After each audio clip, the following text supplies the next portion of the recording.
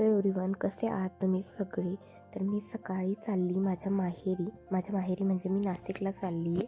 आम्हाला रोडनी येताना खूप जास्त ट्रॅफिक लागली, तरीही मी सकाळी 8 वाजेला निघाली होती. मे बी अजून थोडं लवकर निघाली असती तर लवकर पोहोचली असती, बट निघाली लेट.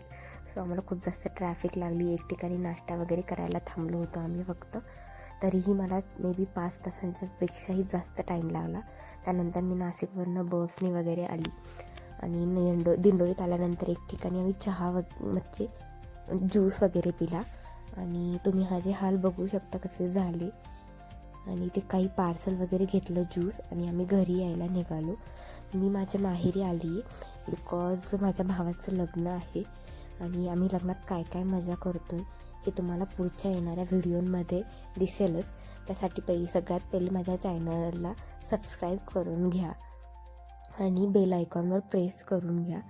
चला तर फायनली मी पोहोचली मळ्यात आणि तुम्ही हिरवळ वगैरे बघू शकता. मळ्यात किती छान वाटते.